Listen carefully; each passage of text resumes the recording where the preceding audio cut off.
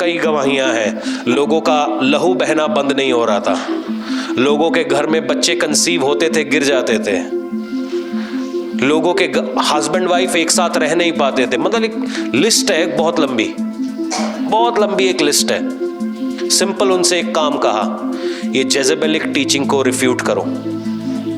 आप में से बहुत सारे लोग इसी सिस्टम में से निकल कर आए हैं। शैतान को आपने इंच देना है, उस इंच का 1 किलोमीटर कैसे बनाता है वो बहुत अच्छे से जानता है, बहुत अच्छे से जानता है। मैं कल बगल वाले प्लॉट पे था, वहां पे मैंने एक बिल देखा और मुझे मालूम था बिल के अंदर सांप है, मगर मजेदार बात है वो जो बिल खोदा था वो चूहे ने खोदा था, क्योंकि सांप के पास कुछ नहीं है खोदने के लिए, वो बस दूसरे के घर पे कब्जा करता है। मेरी बात समझ रहे हैं आप? जेजेबेल के पास अपना टैलेंट नहीं है, कुछ भी उसकी अपनी कोई कुवत नहीं, कोई लियाकत नहीं, वो दूसरे का जो कुछ भी होती है उसके ऊपर पलती है। वो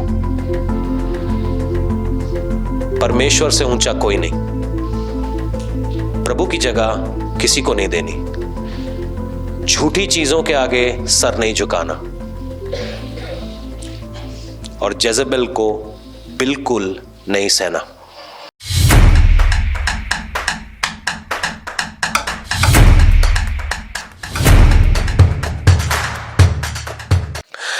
आइए हम प्रार्थना करें, और परमेश्वर ने जो कुछ भी आज मुझे दिया है मैं विश्वास करता हूं कि आप सभी के लिए एक आशीष का कारण होगा।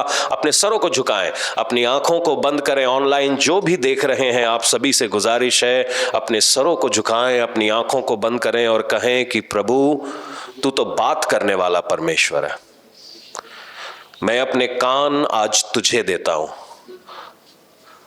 मुझसे बातें कर।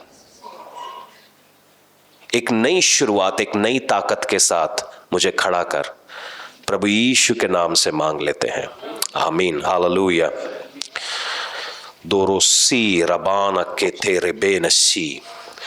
परमेश्वर को हम सभी जानते हैं और हम सभी मानते हैं। ये आज कोई इवेंजलिकल मैसेज नहीं होने वाला है, मगर हमारे को कुछ एरियाज पे थोड़ा सा फोकस करके सोचने की जरूरत है। अगर हम दुनिया के सबसे सामर्थी परमेश्वर को जानते हैं, फिर भी हमारी जिंदगी के अंदर हम जयवंत जीवन क्यों नहीं जी पा रहे? वो विक्ट्री जो हमें मिलनी चाहिए थी, या तो हमें बड़ी स्लोली मिल रही है, या हम उस मोड में जीवन व्यतीत नहीं कर पा रहे। और एक विश्वासी होने के नाते हम सभी को ये सवाल का आंसर ढूंढना बहुत जरूरी है। पिछले हफ्ते हमने कोशिश करी थी कि हम उस सवाल का जवाब आपको दे। पिछले 2 हफ्तों से इनफैक्ट हम कोशिश कर रहे हैं कि हमारे फेथ का सिस्टम जो है, अगर हम उसको सही कर लें तो बड़े सारे सवाल, सड़े इश्यूज को हम सॉल्व कर सकेंगे।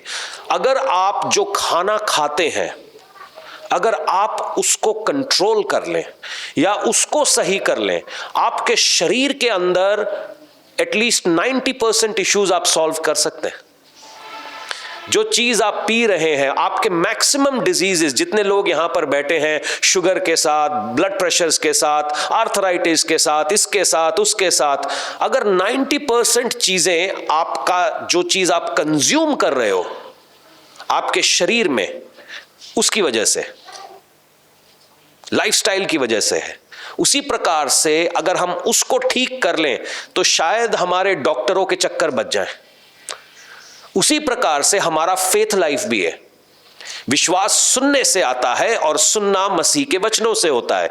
मगर हमारा विश्वास डगमगा रहा है, टेढ़ा मेढ़ा हो रहा है, क्योंकि कहीं ना कहीं शायद मुझे ऐसा लगता है और मैं जानता भी हूं कि हम मसीह के वचन से बाहर सुनते हैं। और क्योंकि हम उसके वचन से बाहर सुनते हैं, वो पावर जो एक विश्वासी के जीवन में आना चाहिए हमारी लाइफ में फ्लो नहीं कर रहा। फैक्ट एस्टैब्लिश्ड है। मेरी नजर में मेरे को ऐसा लगता है कि बहुत सारे लोग इसके ऊपर फोकस करते हैं कि हम क्या कर रहे हैं, मगर मुझे लगता है क्या से जरूरी है जवाब आप क्यों कर रहे हो। अगर आज आप चर्च में बैठे हैं, अगर आप प्रेयर कर रहे हैं, बाइबल खोलकर बैठे हैं, फास्टिंग में जा रहे हैं, आपका क्यों जरूरी है क्या से ज्यादा। अगर आपको क्यों पता चल गया तो आपका क्या सही हो जाएगा। अगर आपको आपके रीजंस पता है कि किस कारण से आप कर रहे हैं चीजों को, अगर वो बात आपकी क्लियर है, आपकी लाइफ में कॉन्फिडेंस फ्लो करेगा, आपकी लाइफ में पावर फ्लो करेगा, आपको क्लैरिटी रहेगी कि आपके नेक्स्ट स्टेप्स क्या है। बहुत सारे लोगों से अगर मैं सवाल पूछूं कि उनका नेक्स्ट स्टेप क्या है, उनको शायद उनका अगला कदम ना मालूम हो। बहुत सारे लोग हम इस बारे में सोचते नहीं है। हम किसी तरीके से 24 घंटे की सुई पार करके रात को सो जाएं, सवेरे उठ जाएं तक है, मगर ये परमेश्वर आपसे कतई नहीं चाहता। वो चाहता है कि आप अपने प्लान्स को बनाएं, उनको पूरा करें। आमीन। छोटी छोटी विक्ट्रीज हमें मिल रही हैं, मगर समय आने पर हम उनकी गवाहियां लेंगे। जब हम प्रभु में आते हैं, मैं अपनी बात बताता हूं कि जब मैं प्रभु में आया, सबसे पहले मेरी माता जी प्रभु में गई। हम लोग कोई प्रभु में नहीं थे, तो एक नई बात थी हमारे लिए कि हम क्यों सो कॉल्ड किसी चर्च में जाएं, क्यों करें। फिर अचानक से एक दिन मेरा जाना हुआ, जबकि मैं सबसे बड़ा विरोधी था। थोड़ी बहुत बात मेरी समझ में आई, मगर 7 साल तक मैं यीशु को मानता था, मगर उसको जानता नहीं था। मेरे काम भी वो करता था। मेरी गवाही अगर आपने सुनी है तो मैं यीशु को मानता जरूर था, मगर मैं उसे जानता नहीं था। मैंने अपने 7 साल बर्बाद कर दिए, क्योंकि किसी ने मुझको ऐसा नहीं कहा, बैठ ऐसे कर, इस चीज को चेंज कर। 7 साल मेरे लॉस हो गए, क्योंकि जैसे ही मैंने प्रभु को जाना, आप में से बहुत सारे लोगों ने हवाई जहाज में ट्रैवल किया होगा। पहले तो वो रनवे में चलता है, मगर जब वो चल रहा होता है ना, हमको लगता है कि आम बस में, टैक्सी में जैसे गाड़ी में चल रहे हैं, गड़गड़ गड़गड़ वैसे चल रहे हैं। अचानक से एक मोमेंट आता है जब लिफ्ट ऑफ होता है, जहाज रनवे से ऊपर उठ जाता है, और फिर पता चलता है कि आसमान में उड़ना कैसा है। ये मेरे पहले फ्लाइट का एक्सपीरियंस है। अचानक से आपकी सीट पीछे होती है और आपको लगता है हाँ आ गए हवा में। जब मैंने परमेश्वर के साथ एनकाउंटर किया, तब मैंने सोचा यार ये भी हो सकता है। वो 7 साल जब मैं नौटंकियां कर रहा था, मेरे वेस्ट हुए। अब इमेजिन करिए कि वो 7 साल मैं परमेश्वर को एनकाउंटर के लिए ढूंढ रहा होता, तो और भी कामयाबी, और भी आशीषें, और भी बरकतें जल्दी मिलती। तो आज अगर आप कबड्डी खेल रहे हैं परमेश्वर से, तो मैं विश्वास करता हूं कि यह वचन आपकी मदद करेगा। डिलीवरेंस मेरा कैसे हुआ, मेरे को बाइबल में बहुत बाद में पढ़नी स्टार्ट की। जितना हमारे पास्टर जी बोल देते थे, उसमें से अगर उन्होंने 100 बातें कही, तो उसमें से शायद 10 बातें मेरे कानों में पड़ती होंगी। मगर वो जो 10 बातें मेरे कानों में पड़ती थीं, मैं उनको पकड़ लेता था और उनके ऊपर काम किया करता था। बहुत बाद में ये परमेश्वर के साथ बाइबल पढ़ना और वो बाद में समझ में आया मुझे, मगर वो जो 10 बातें मुझे मिल गई, मैंने उन्हीं से अपनी लाइफ सेट कर ली। वचन आता है। अब डिलीवरेंस होता कैसे? बड़े सारे लोग, कुछ लोग अभी कलीसिया में आए। जैसे ही वो कलीसिया में आए, मैं कोशिश करता हूं मैं उनके ऊपर कभी प्रेयर ना करूं। इसलिए नहीं कि मैं उनसे डरता हूं या कोई ऐसी बात है, मैं जानता हूं कि वो आए कहां से हैं, उनके ऊपर क्या चीज चल रही है, और अगर मैं प्रेयर करूंगा तो उसका असर क्या होने वाला है। शैतान कभी भी नहीं चाहता कि वो एक्सपोज हो जाए। उसकी पावर ही है कि वो छुपा रहना चाहता।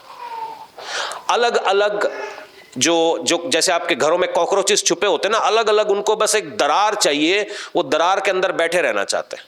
सालों साल उसी दरार में बैठे रहेंगे, आपको भी कोई प्रॉब्लम नहीं, आपको लगता है कॉकरोच आपका गवांडी है, कोई टेंशन नहीं। मगर चैलेंजेस हैं। जैसे ही आप डीमंस के ऊपर प्रेयर करते वो मैनिफेस्ट करते हैं, और उस मैनिफेस्टेशन में से एक असर ये होता है कि वो चर्च जाने से लोगों को रोकते, वो चर्च जाने नहीं देते। ये एक मैनिफेस्टेशन का तरीका है, क्योंकि उनको पसंद है सूदिंग, वो बैठे रहना चाहते, छुपे रहना चाहते, वो जहां पर है वहीं पे सेटिस्फाइड रहना चाहते। कुछ लोगों के लिए मैंने प्रेयर किया, उनके अंदर डीमन जाहिर हुआ, अगले हफ्ते से उन्होंने आना बंद कर दिया, आना ही बंद कर दिया। क्योंकि एक तो स्पिरिचुअल प्राइड है उनके अंदर, अरे हम तो दुनिया के सबसे बड़े चर्च में जाते हैं, हमारे अंदर डीमन कैसे आएगा। वो स्पिरिचुअल प्राइड का मैं इलाज मेरे पास नहीं है, परमेश्वर के पास भी नहीं है। वचन कहता है परमेश्वर घमंडी से दूर है। सुनिएगा मेरी बात को,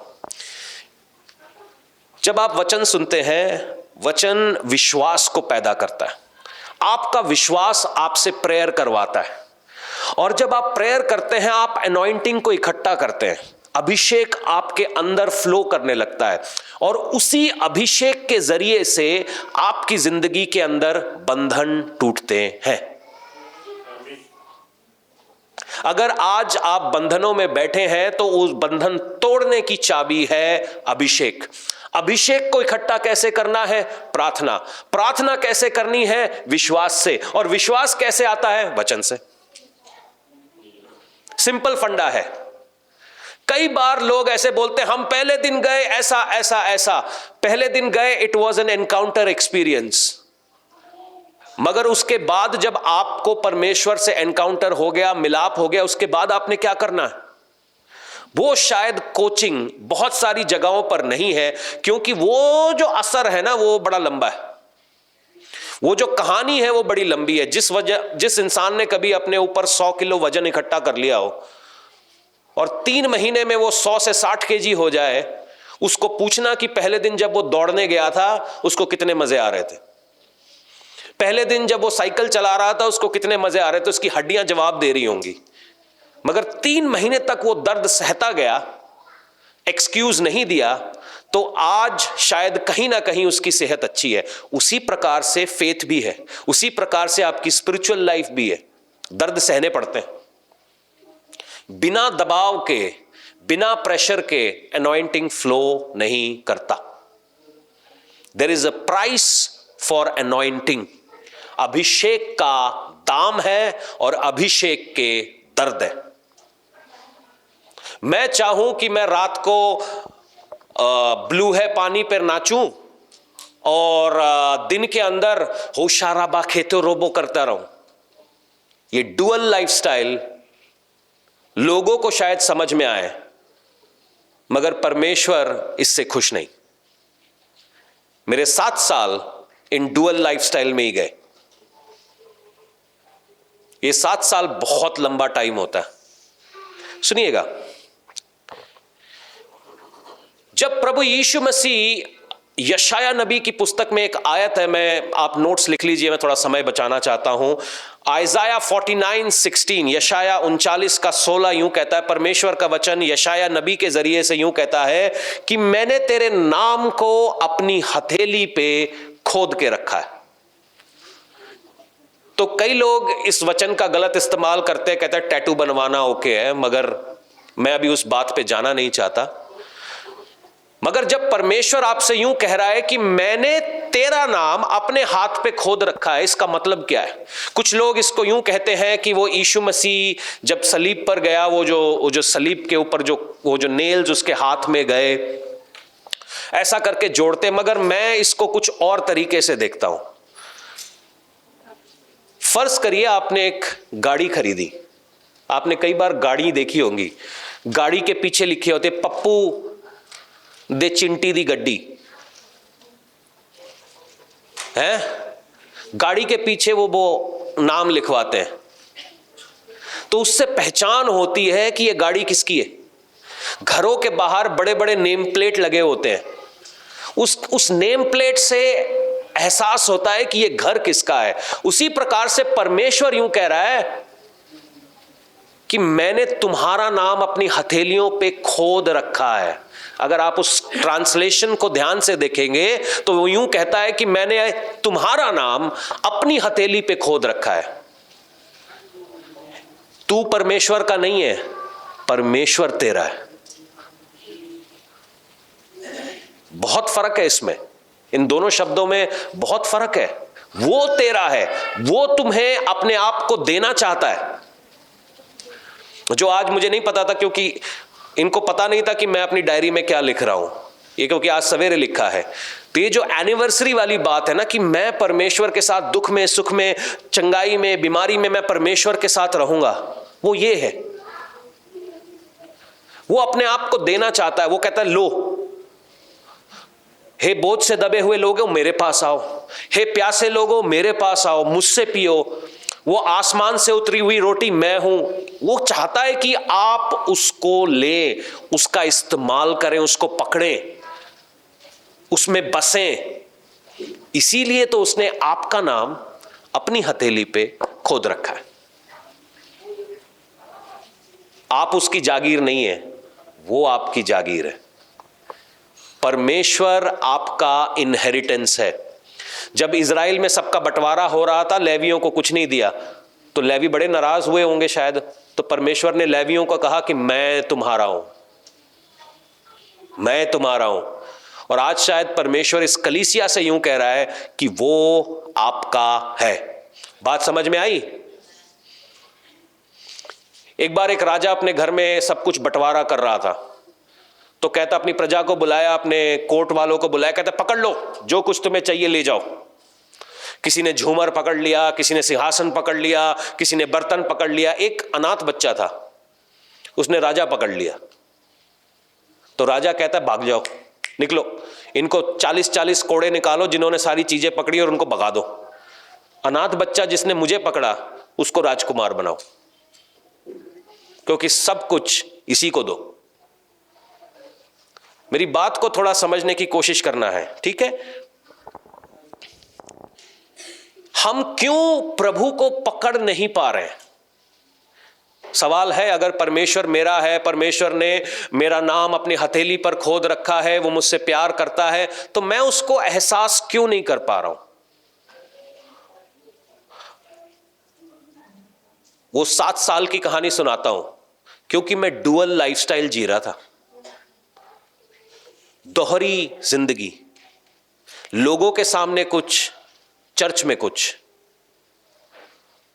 और क्योंकि मैं ऐसा कर रहा था, मुझे मालूम था, मैं मांगता था, प्रभु मुझे देता था, ब्लेस करता था, बचाता था, मगर वो शांति मेरे अंदर नहीं थी। वो तूफानों के बीच में हर रोज वो कश्मकश में जीते रहना, यही मेरा काम था। मगर जैसे ही मैंने परमेश्वर को एनकाउंटर किया, मेरी जिंदगी चेंज हो गई। मैं सारे गलत काम, ऐसा नहीं कि मैं बहुत महान आदमी हूं इसलिए छोड़ दिए, हुए नहीं, चाहकर नहीं हुए। मैं चाहता था कि मैं जाके शराब पीऊं, और ऐसा नहीं कि अपॉर्चुनिटीज नहीं थी, अपॉर्चुनिटीज भी थी, लोग पिलाने को तैयार, मगर न जाने क्या होता था कि पी नहीं पाता था। कुछ होता था अंदर, ऐसा कुछ नहीं कि कोई बीमारी थी, मैं जा नहीं पाता था। एक अजीब सा सफोकेशन चालू हो जाता था कि यार ये नहीं करना। मगर जब मैं डुअल लाइफस्टाइल जी रहा था, दोहरी जिंदगी जी रहा था, काम हो रहे थे, मगर वो परमेश्वर की उपस्थिति मेरे ऊपर नहीं थी। मुझे बार बार भागना पड़ता था चर्च, अंकल ये हो गया, अंकल वो हो गया, अंकल ये हो गया, अंकल ऐसे। एक दिन अंकल ने पकड़ लिया मुझे, और फिर मेरी सुताई हुई बातों बातों में। फिर मैं क्या समझ गया जी, फास्टिंग पे आ, तो मैंने अपने आप को दीन किया, मैंने अपने आप को हलीम किया, मैंने कहा सॉरी लॉर्ड, मेरी गलतियां हैं। हम क्यों परमेश्वर को एक्सपीरियंस नहीं कर पा रहे? शायद हम में से कुछ लोग ये मानने को तैयार नहीं कि मैं भी गलत हो सकता हूं। गल पल्ले पड़ रही है? अगर आपको यह पता चल जाए कि आपकी गलती कहां पर है। एक कोच का काम क्या होता है? आपने कभी स्पोर्ट्स की कोचिंग ली होगी या ट्यूशन गए होंगे। जितने लोग यूनिवर्सिटियों में पढ़ते हैं, एक्चुअल टीचिंग उस यूनिवर्सिटी में नहीं होती।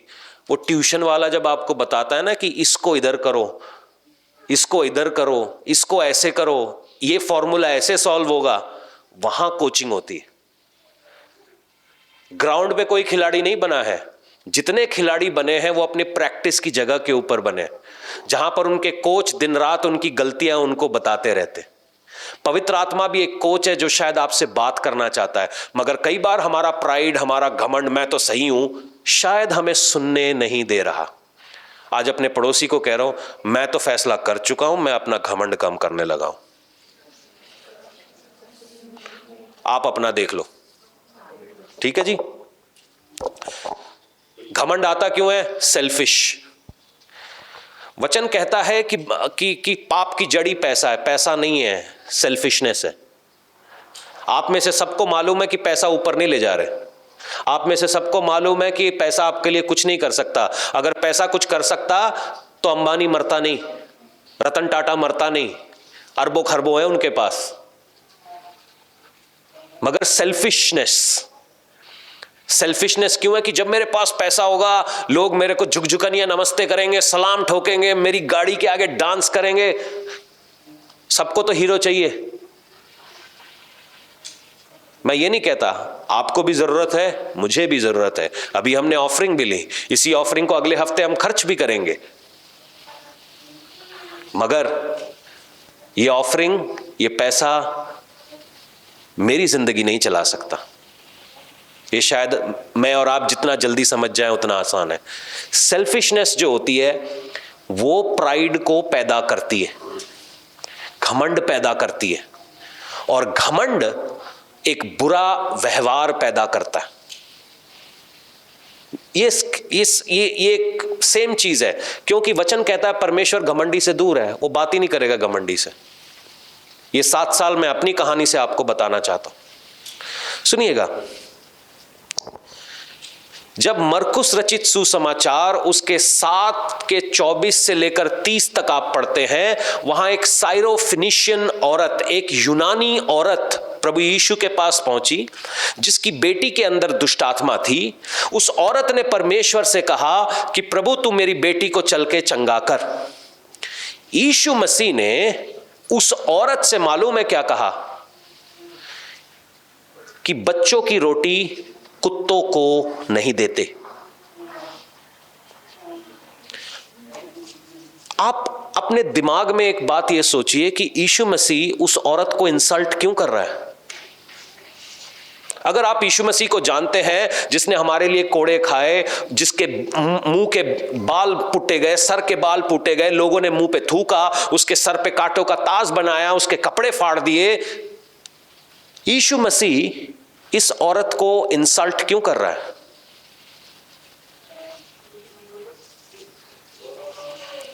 जगत की रोटी, यीशु मसीह कहता है वो जो मैं जगत की रोटी हूं। जगत की रोटी इस औरत को यह क्यों कह रहा है कि मैं तेरे लिए नहीं आया?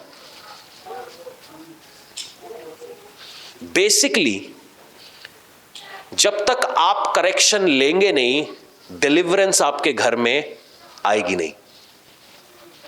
अगर ये घंटी आज बजनी है तो बज जाए। जैसे ही उस औरत ने यूं कहा कि कुत्तों को भी हक है वो रोटी खाने का, यीशु मसीह ने कोई प्रेयर नहीं करी, कोई बड़े वचन नहीं रिलीज किए। कहता घर जाके देख तेरी बेटी हील हो गई। घर जाके देख। कहीं आपके प्राइड ने आपका डिलीवरेंस तो नहीं रोक रखा है?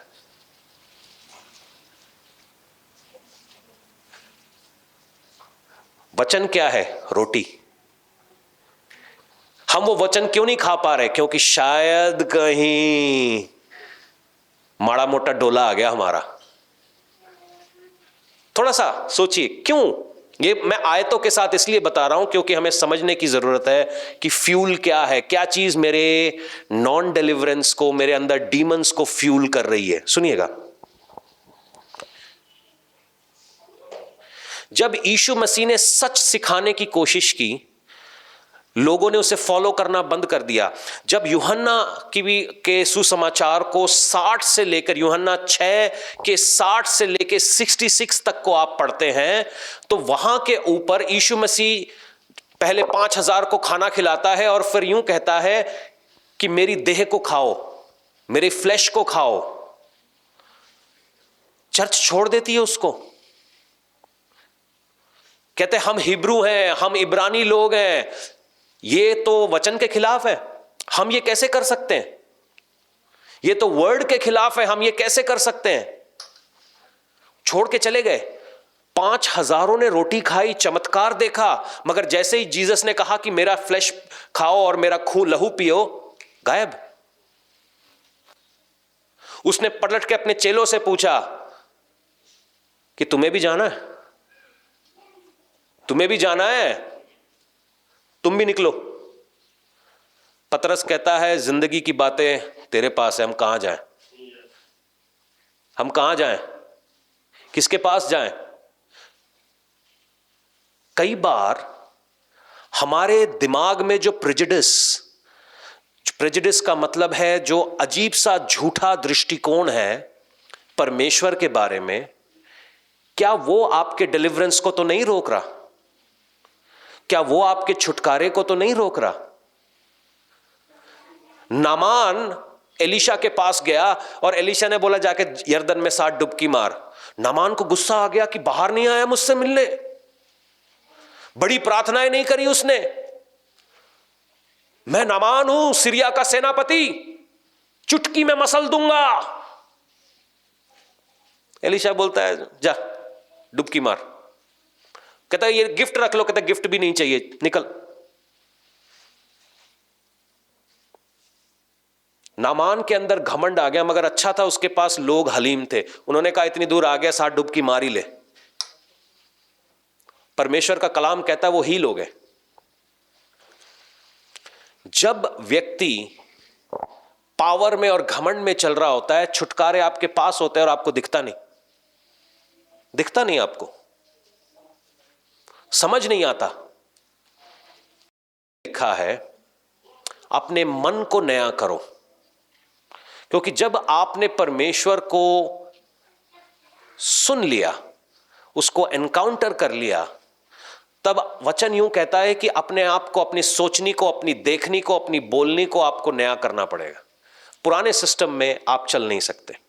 सुनिएगा, आपको क्या लगता है कि दुनिया की स्पिरिट मुझसे बात नहीं करती होगी? आपको क्या लगता है शैतान ने यीशु को नहीं छोड़ा, क्या वो मेरे दरवाजे पे दस्तक नहीं देता होगा? क्या लगता है आपको? आपको क्यों लगता है कि मैं इन सब चीजों से परे हूं? मगर फर्क यह है कि जब मैं इस कलाम को पढ़ लेता हूं, इसकी सच्चाई को जान लेता हूं, मुझे मालूम है कि वो जो प्रलोभन, वो जो लालच मुझे दे रहा है, वो किसी काम का नहीं। शैतान ने यीशु से 3 मोटी मोटी बातें करी हैं, सब कुछ मैं तुझे दे सकता हूं, मेरे सामने झुक जा, झुक जा, बस झुक जा। यीशु नहीं झुका। क्यों? क्यों? क्योंकि यहोवा मेरा चरवाहा है, मुझे किसी बात की घटी नहीं है। मैं दुश्मन के आगे सर क्यों झुकाऊं? यह बात को पकड़ने की जरूरत है। सुनिएगा कि आप किस तरीके से चलेंगे। मैं चाहता हूं पिछले हफ्ते जो हमने सोशल एक्सपेरिमेंट एक किया था, उस सोशल एक्सपेरिमेंट की गूंज बड़े दूर दूर तक आ रही है, लोग हमारी बड़ी तारीफें कर रहे हैं। We are viral right now. Shanno कहां है?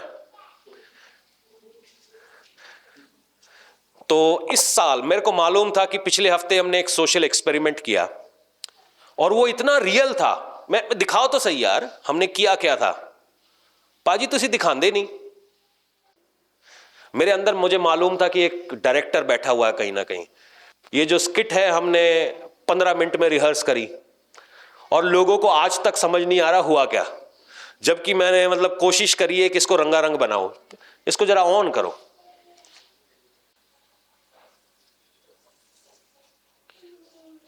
तो ये जो ग्रैंड एंट्री हुई, वॉल्यूम भी छोड़ दे यार, वो शायद उत्थों बंद होनी है। देखो कितने हमारे ज़हीन बंदे हैं, खड़े भी हो गए।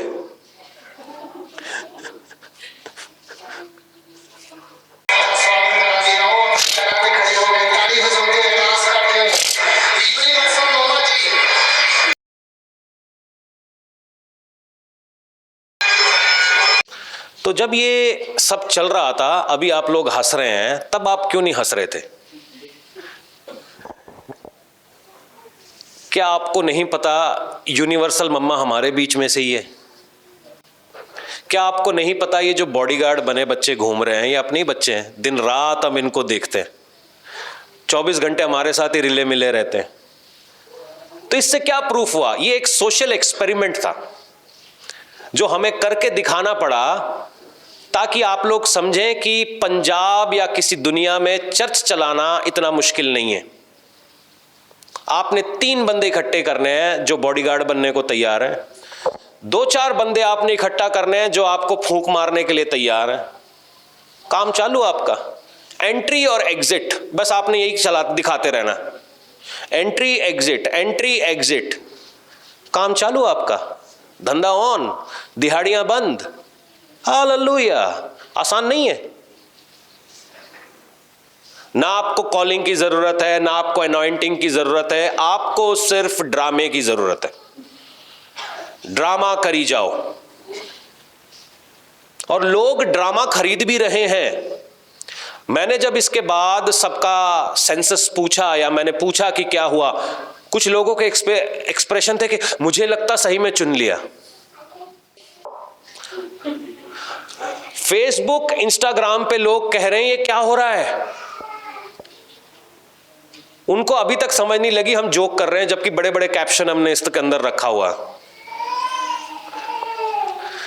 बड़ी सीरियस एक्टिंग की गई है हाडे कलाकारों द्वारा।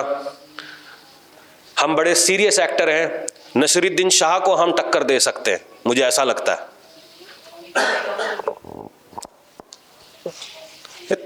यहां पे भी तुम्हें जोक समझ नहीं आया? एग्जैक्टली, जनता जी का भी यही हाल है, जुतियां खा रहे हो सारे।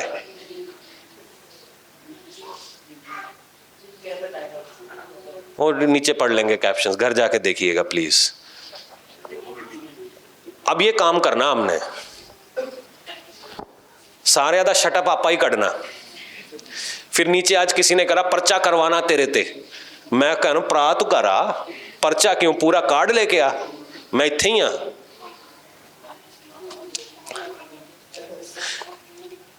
ये कहते हुए, ये सब जो भी हो रहा है ये आदमी का बनाया हुआ सिस्टम है, ये चर्च का सिस्टम नहीं है। And I refute it. ये गलत है। इस करके बहुत सारे लोग प्रभु से दूर होते जा रहे हैं। मैं जानता हूं एक दास होने के नाते, पहला तिमोथियो 5:17 यूं कहता है, जो वचन सिखाते हैं वो दुखने आदर के योग्य। और एक दास होने के नाते मैं ये भी जानता हूं, याकूब 3:1 में लिखा है कि जो वचन सिखाते हैं उनके ऊपर दुगना जजमेंट भी है। मैं दोनों बातों को जानता हूं कि दास को डबल आदर भी देना है और दास को डर के भी रहना है कि डबल जजमेंट हो जाएगा। कोई भी हमारे यहां पर कहता है कि हम पास्टर बनने वाले, मैं उसको पहले बोलता हूं याकूब पढ़, याकूब पढ़, होश आ जाए तो सेवकाई में हाथ लगाइयो, वरना दूर रहे। सुनिएगा ये सारी बातें। दुनिया के सामने खुद को लिफ्ट कर लेंगे, परमेश्वर के सामने कौन लिफ्ट करेगा हमें? अभी हम लोग इसके ऊपर हंस रहे हैं, हमें लग रहा है एक हमने इसके अंदर एक म्यूजिक चलाया। पता है मैंने इसके अंदर वर्शिप म्यूजिक नहीं चलाया। पूछे क्यों? वो म्यूजिक है WWE के एक रेसलर का, जिसका नाम है जॉन सीना। क्यों मैंने WWE चुना? उसका भी एक कारण है। वर्शिप केवल मैं परमेश्वर की करता हूं, उस पाक यहोवा की, वो पाक यस्सु की, वो पवित्र आत्मा की। बंदे वर्शिप योग्य नहीं है। पिछले हफ्ते शायद आपने सुना होगा, जब पौल और बारनबास ने किसी को चंगा कर दिया, लोग उनकी आराधना करने लगे, उन्होंने अपने कपड़े फाड़ लिए, कहता हम इस लायक नहीं है ना, हमारी आराधना नहीं करनी, हमारी परस्तिश नहीं करनी, परमेश्वर की करो। हम बाइबल में वो क्यों नहीं पढ़ते? सुनिएगा, वो WWE दिखाना, हमने जॉन सीना का जो म्यूजिक है वो इसलिए उठाया कि ये रेसलमेनिया है, ये एक्चुअली 1960 के दशक से ये झूठी रेसलिंग है, ये चलती आ रही है। इनफैक्ट रुस्तम दारा से हिंद दारा सिंह इसी रेसलिंग का हिस्सा थे जिसमें उन्होंने किंग कॉन्ग को हराया था। सारी दुनिया को पता है कि ये फर्जीवाड़ा है, ये नकली लड़ाई है, असली लड़ाई नहीं है। मगर इनका मार्केट रेट मालूम है क्या है? इनके बिलियनर्स हैं, इनके कॉन्ट्रैक्ट्स करोड़ों करोड़ों अरबों खरबों में जाते हैं। इनके जो म्यूजिक राइट्स हैं करोड़ों के हैं, इनके जो वीडियो राइट्स हैं करोड़ों के। इतना बड़ा नकली लड़ाई करके इतने पैसे कैसे कमा रहे हैं? ये जो रिंग साइड की सीट नजर आ रही है ना आपको, एक एक सीट $1000, 70 90 हजार रुपए की आती है। पीछे की सीटें आती हैं, मतलब 10-12 हजार तो पीछे बैठोगे। लाख लाख रुपया देके लोग इन नकली फाइट्स को देखने जाते। कैसे? क्यों? क्योंकि ड्रामे ने इनको असली बना के रखा है। वो देखो कैसे चीख रहे हैं, उनको ऐसा लग रहा है कि मतलब क्या हो रहा है, ये लड़ाई नहीं है, सारा कुछ स्क्रिप्टेड है, ये सब कुछ स्क्रिप्टेड है। जैसे कि वो फैन जी चीखी मम्मा जी करके, उसको मैंने सिखाया था कैसे चीखना है, कैसे गिरना है। बंद करो इसको। मैं ये आपको बातें क्यों बता रहा हूं? क्योंकि जेजेबेल ऐसे ही आपके सर पे चढ़ के बोलती है। इजेबेल ने काम क्या किया? वो अहाब की दुल्हन बन गई और उसने बाल और अशर के नबी इकट्ठे कर लिए और उनको राजा के घर में बिठा दिया। क्योंकि वो राजा के घर में बैठे हुए थे तो सारी दुनिया को लगा ये नॉर्मल है, लेट्स डू इट। क्योंकि एक आदमी गलत कर रहा है, हमने वचन नहीं पढ़ा, हमें सच्चाई का इल्म नहीं है, हम कुछ भी करते चले जा रहे हैं क्योंकि एक आदमी कर रहा है, क्योंकि वो बड़ा नजर आता है, क्योंकि वो पावरफुल नजर आता है। और ये झूठ हमको हर रोज एक कलीसिया के रूप में मारता जा रहा है। इजेबेल ने किया क्या? आप बताइए, उसने कितने प्रचार किए? उनके प्रचार आपको दिखेंगे भी नहीं, क्योंकि है ही नहीं। उनके पास प्रचार होता नहीं है, उनके पास कलाम होता नहीं है। आप उनके सोशल मीडिया छान लीजिए अगर आपको मिल जाए तो, और जो भी होगा उसके अंदर 100 गलतियां होंगी। मैं यहीं से बता देता हूं आपको। इतना टाइम मेरे पास नहीं है कि मैं हर बंदे के प्रचार के पास जाऊं और आज इसने ये बोला। होंगे कुछ एक्सपर्ट लोग, मेरे पास इतना टाइम नहीं। जो उन्होंने बोल दिया वही सच। इजेबेल यही तो कर रही है। वो क्यों आपके सर के ऊपर चढ़ी हुई है?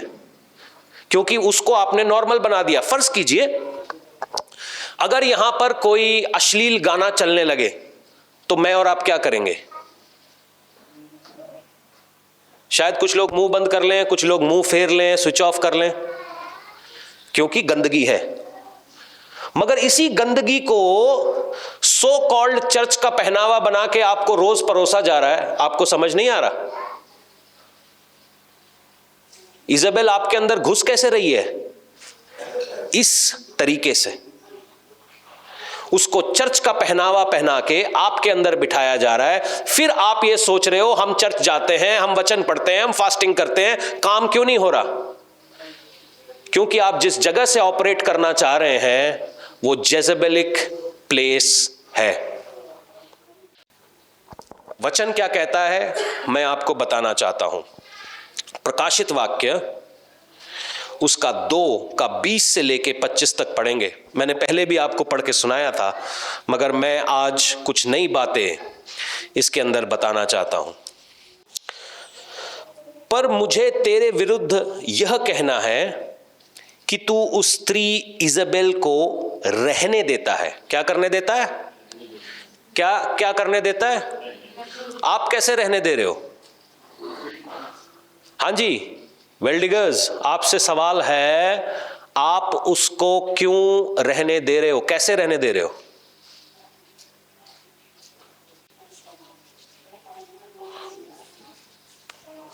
आगे सुनिएगा, ये सवाल अपने आप से घर जाके पूछिएगा जरूर।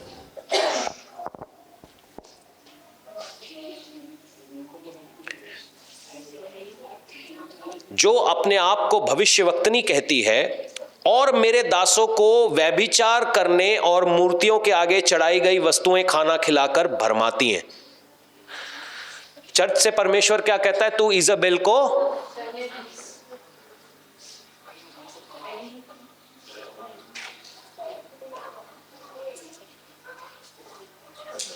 बात यहां पे खत्म नहीं हो जाती, सुनिएगा आगे। मैंने उसको मन फिराने के लिए अवसर दिया है, पर वह अपने व्यभिचार से मन फिराना देख, मैंने उसे रोगाशय पर डालता हूं, और जो उसके साथ व्यभिचार करते हैं यदि वे भी उसके कामों से मन ना फिराएंगे तो मैं उन्हें बड़े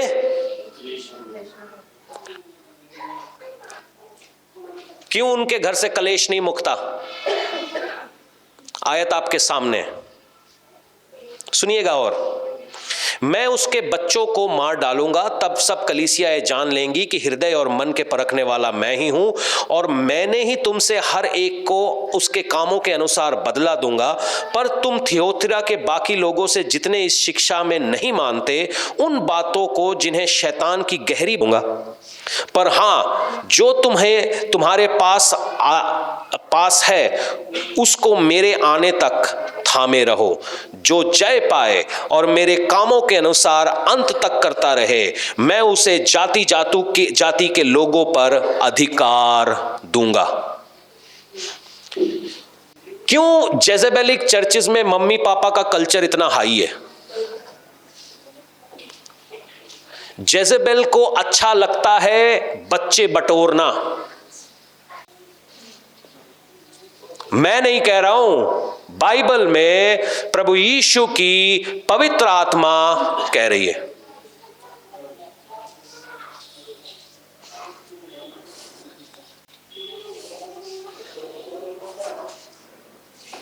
कि जो उसकी टीचिंग्स को मानेगा वो मेरे विरोध में है।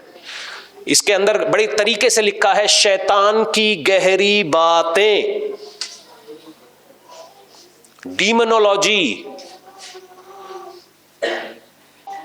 पौलुस पहला कुरिन्थियों 8:13 में यूं कहता है कि वो काम मत करो जो छोटा जिनका फेथ है उनका फेथ हिल जाए। जब कुरिन्थ में मूर्तियों के सामने सैक्रिफाइस्ड मीट खिलाया जाता था, पौलुस चर्च को कहता है कि ये नहीं करना, ये खाना नहीं, क्योंकि जो विश्वास में छोटे हैं उनका फेथ इसकी वजह से हिल जाएगा।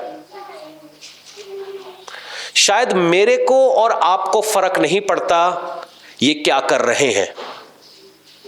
मेरी बात को बहुत गौर से सुनना। शायद मुझे और आपको फर्क नहीं पड़ता कि ये लोग क्या कर रहे हैं, क्योंकि हम उसको मानते नहीं। मगर बहुत सारे लोग हैं जो छोटे हैं विश्वास में, उनको वचन नहीं पता, उनको सच नहीं पता, और जब ये लोग इनको मम्मी पापा करके पुकारने लगते हैं उनका हर्ष ये होता है। परमेश्वर आज मेरे जरिए से, शायद कल आपके जरिए से इनके विरोध में बातें कहे। हमारे बीच में एक फितूर है, हमारे दिल में, दिमाग में, कि अभिषिक्त के बारे में बातें नहीं करनी। मगर सबसे पहला मेरा सवाल यह है, क्या जेजेबेल अभिषिक्त है? Question number 1। Question number 2, Daud Saul के बारे में कहता है कि अभिषिक्त के खिलाफ हथियार ना उठाना, मगर जब साउल अपने बर्छे से दाऊद को मार रहा था, क्या दाऊद वहीं पे खड़ा रहा? हाँ जी, क्या दाऊद वहीं खड़ा रहा? मार, तू तो अभिषिक्त है। क्या दाऊद वहीं पे खड़ा था? आपको पता ही नहीं, साउल ने कई बार दाऊद को मारने की कोशिश की। क्या दाऊद वहीं पे खड़ा रहा, अभिषिक्त है तो मार मेरे को, दाऊद वहां से हट गया? क्या दाऊद ने साउल के विरोध में जंगें नहीं लड़ी? फिलिस्तियों के साथ मिलकर उसने साउल के विरोध में लड़ाई करी।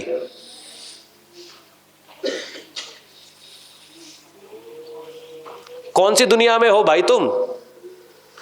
क्या दाऊद को नहीं पता था कि साउल अभिषिक्त है? मगर क्या दाऊद को नहीं पता था कि साउल के अंदर दुष्ट आत्मा भी है?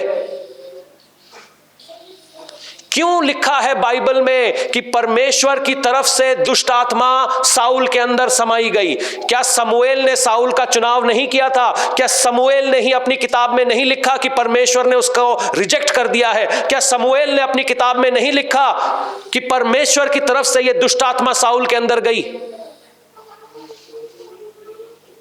अधूरा वचन पढ़ के तुम्हारा दिमाग खराब हो गया है।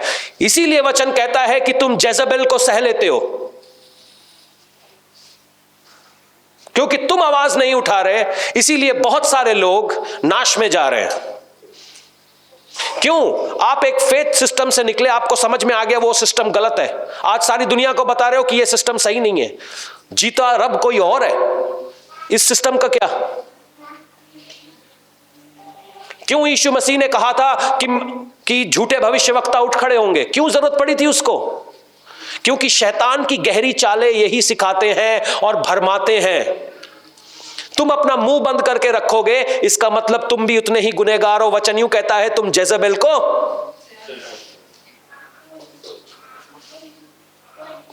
जब दाऊद ने व्यभिचार किया, नाथान नाम का नबी दाऊद के घर गया कि नहीं गया?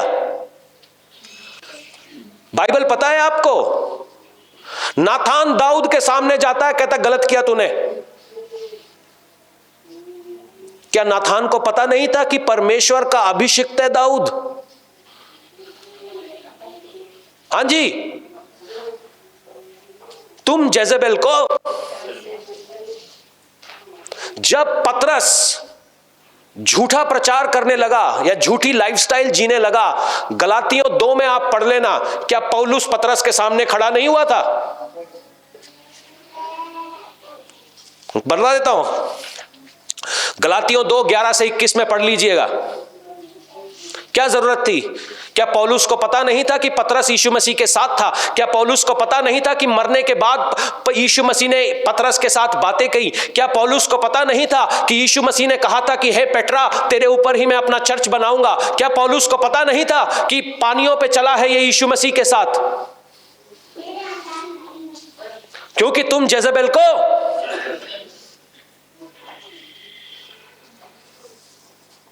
क्योंकि हमसे सच ना हम सुन के बैठे बस, और फिर हम सोच रहे हैं हम तरक्कियां क्यों नहीं पा रहे? क्योंकि जब तक इस फॉल्स टीचिंग को आप रिफ्यूट नहीं करेंगे, तब तक ये डीमन आपके ऊपर से शेक करने वाला नहीं है। रिफ्यूटिंग का मतलब होता है आमने सामने, गलत है ये, गलत है ये। जब तक खुल के इसके विरोध में प्रचार नहीं किया जाएगा, तब तक कलीसिया में इजबेल के बच्चे मरते रहेंगे। तुम उसको सह लेते हो, तुम उसको अपने बीच में रहने देते हो।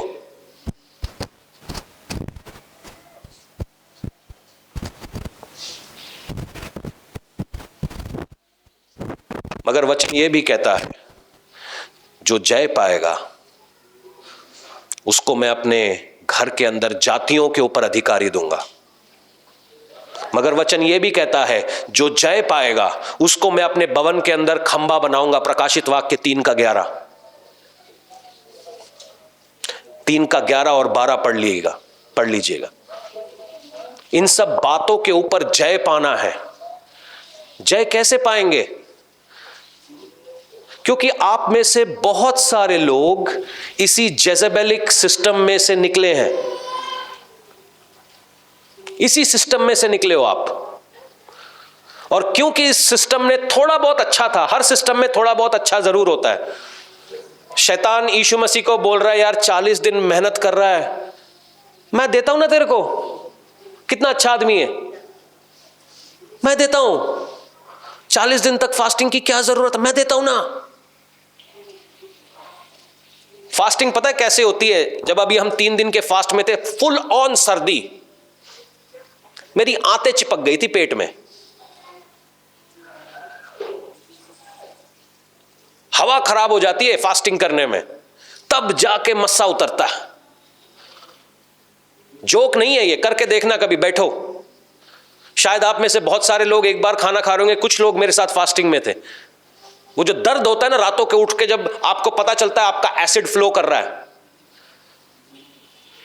रात के 12 बजे 3 बजे आपका, क्योंकि बॉडी की अपना दिमाग है, उसने उतना ही उसको लग रहा है कि आपको खाना मिल रहा है, उसने अपने एसिड्स उतने ही रिलीज करने हैं।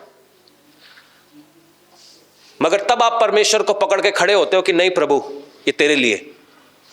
वैसे अभिषेक उतरता है कतरा कतरा, जब आप अपने शरीर को डिनाई करते हो। आपको मालूम है 666 क्या है? 6वें दिन क्या हुआ था?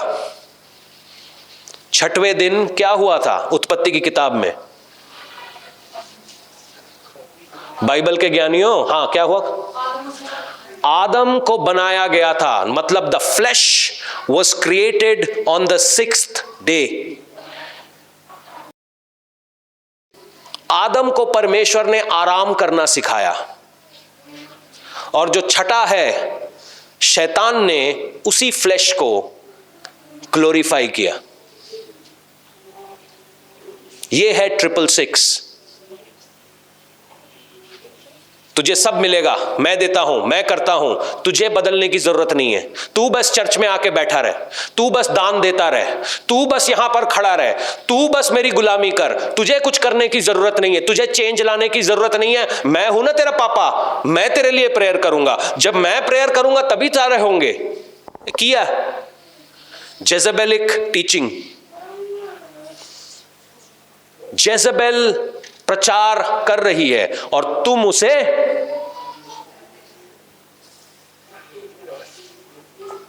वचन उल्टा कहता है कि बदलो, चेंज करो, अपने आप को दीन करो, हलीम करो, मैं तेरे पास आता हूं, मुझे ढूंढो। आजकल लोग किसको ढूंढ रहे हैं? मम्मी पापा को। हमारे चर्च में कई सारे लोग ऐसे हैं, जब मुसीबत पड़ती है इत्थे, जब मुसीबत खत्म होती है उत्थे, उनको लगता है मुझे समझ नहीं आ रहा, मुझे सब समझ आ रहा है, क्योंकि मैं देख के बता देता हूं उनके पीछे क्या चल रहा है। घमंड नहीं है इस बात का, मगर आपको भी तो समझना है, कितनी देर तक मैं सफाइयां करता रहूंगा तुम्हारी? कितनी देर तक? कब बड़े होगे? एक बच्चे को जब वो छोटा है, 1 साल का, 2 साल का, 3 साल का, 6 साल का, सफाई करते हुए अच्छा लगता है। 25-25, 40-40 साल के मसीह हैं, उनकी सफाइयां करता हुआ मैं अच्छा लगूंगा?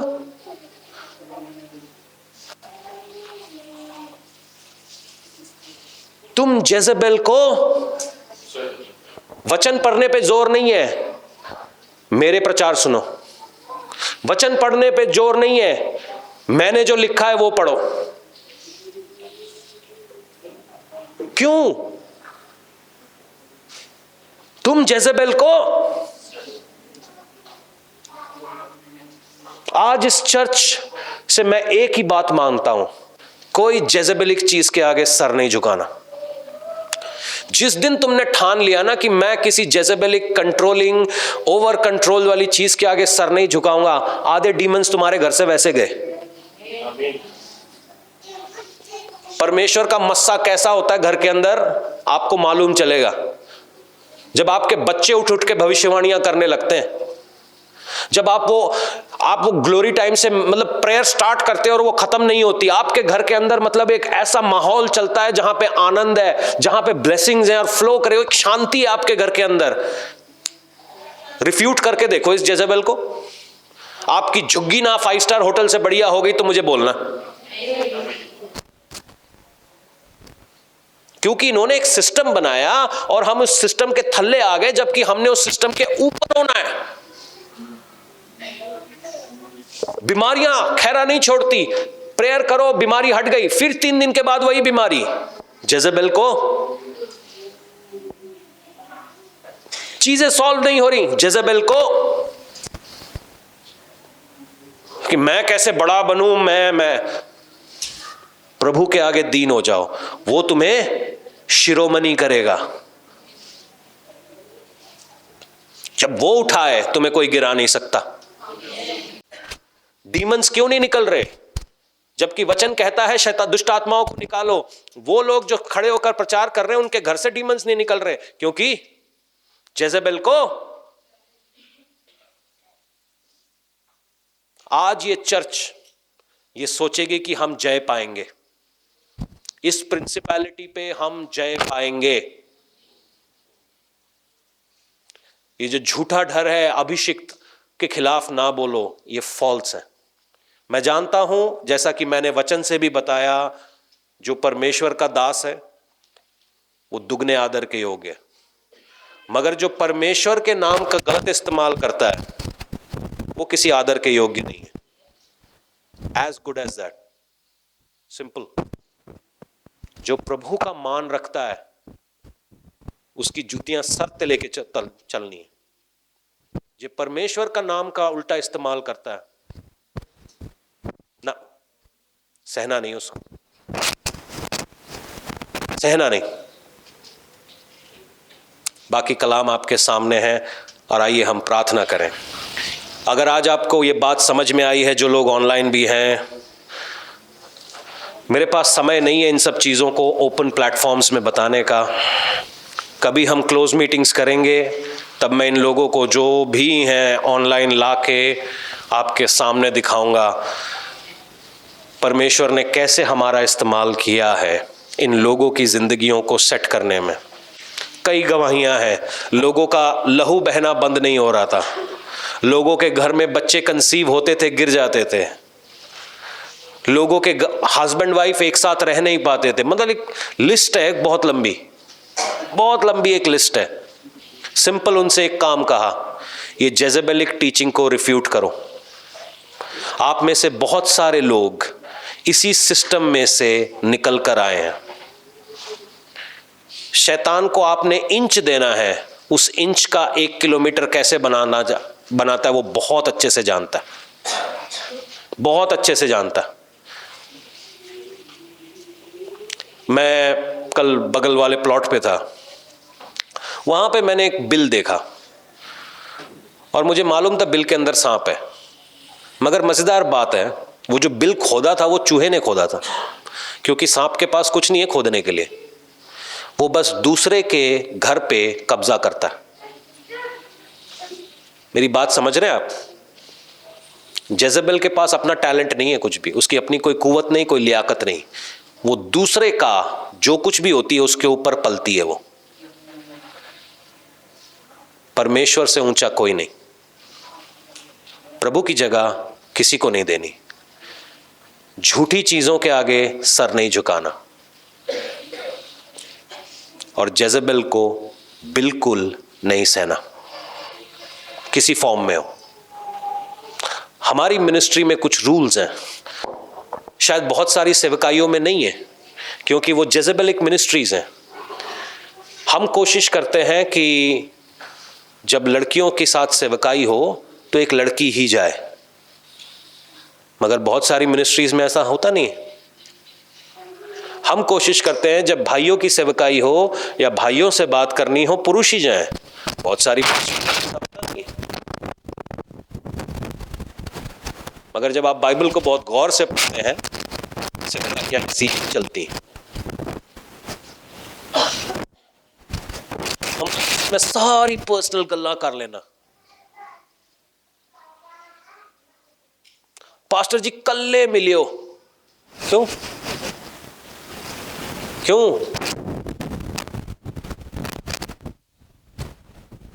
कल्ले क्यों गल कर? हमारे यहां पर लोग बैठे हैं जो इस सिस्टम का शिकार है, घोर लोगों के घर टूटे। वचन इसलिए कहता है जो औरतों को बहकाते हैं उनको घर से बाहर रखो, बाहर रखो। बात समझ में आ गई है? आइए हम प्रार्थना करें। ये जो सिस्टम का जो मैल है, अगर आज आपको लग रहा है, बहुत सारे लोग, मैं जानता भी हूं कि कई बार ये डीमंस वापस आते हैं, घूम के वापस आते हैं आपके ऊपर। क्यों आते हैं मालूम है? क्योंकि जेजेबेल को आप सह रहे हो। ये घूम के वापस आते हैं क्योंकि इनकी जो ब्रीडिंग ग्राउंड है ना, ये शैतान की शिक्षा है, इनका ब्रीडिंग ग्राउंड है ये। जिस दिन आपने ये शैतानिक शिक्षा को दिल से, स्पिरिट से निकाला, आप देखना इतना आसान नहीं है। क्योंकि ना एक छन्नी, जैसे आप चाय पोर करते हैं ना, एक छन्नी होती है आपके हाथ में, वो चाय उसके अंदर रह जाती है और जो सारा जूस है कप में फ्लो कर जाता है।